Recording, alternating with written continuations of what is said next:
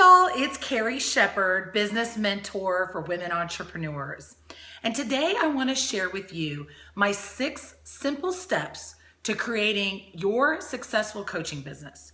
And I really want to emphasize the word successful because there's a lot of women out there that are starting their own coaching business and they're struggling and they're frustrated. They don't have the clients coming in that they desire, which means they aren't making the money that they want. And I don't want that for you. And so I really want to set a very strong foundation today by just giving you these 6 simple steps. And obviously there's a lot more to it and there's a lot of depth that goes into each of these steps.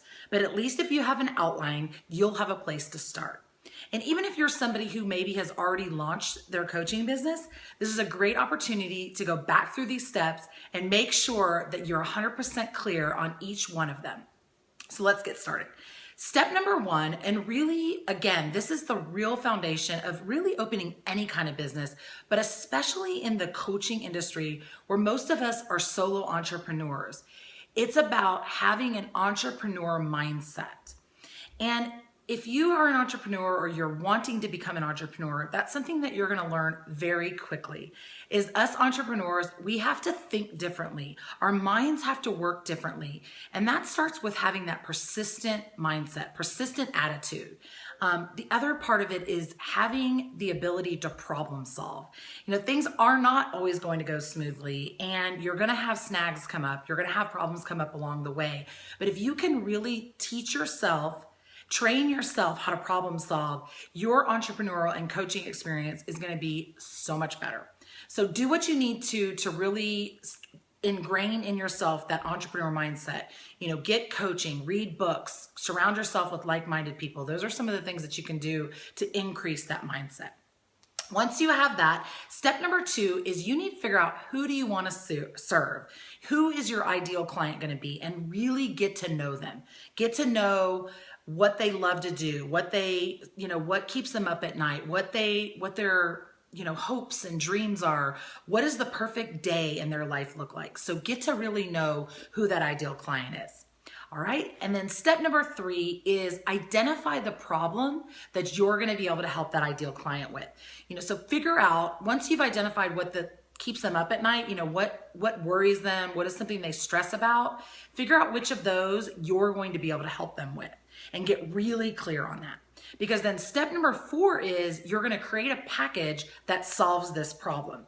Very specifically, this one problem, you're going to create a package. You've got to figure out, is that going to be, a 1-day intensive? Is it going to be a 90-day program, 6 months?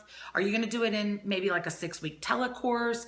Or maybe it's a 6-month or year-long group program that you're going to, bring these ideal clients together and solve their problem as a group, which is also a great way to package up a solution. So that's step number 4. Step number 5 is you've got to learn how to promote this program now. You have to get in front of your ideal client and share with them what it is that you have. And you have to share it in a way that piques their interest so that they either sign up to talk to you, they sign up for a class or a call or some sort of free tool that you're giving out, some way to really get in front of them and connect with them. And then step number 6 is to master the sales conversation. So once you've identified your person, you know their problem, you've created a solution, you've marketed it to them and they're interested, it's now time to get into the sales conversation. And again, this is where a lot of entrepreneurs fail to spend time. They spend all the time really getting clear and figuring out what their problem and solution is, but they fail to learn how to have a sales conversation. And so if you really want to create a successful coaching business, like I know you do, you're going to have to master the sales conversation. So these are my 6 simple steps that I'd love for you to take some time. Again, even if you have already started your coaching business, go back through and make sure you're really clear on all of these. So let me recap really quickly for you. So step number 1 is to have an entrepreneur mindset. Step number 2 is to know who you serve.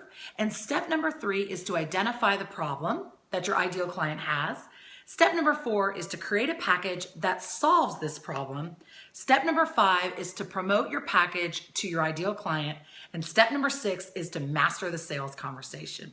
So I'd love to hear from you. What did you like about this video? What did you learn? Is there something that I can help support you with? Feel free to email me at Carrie@carrieshepherd.com. I'm here to support you. This is exactly the work I love to do. I love creating the foundation for new and aspiring coaches. So feel free to reach out to me. And if you know anybody else that this video would help, please feel free to share it and make a comment below. I want to know that you were here. So until next time, have a wonderful day and good luck creating your successful coaching business.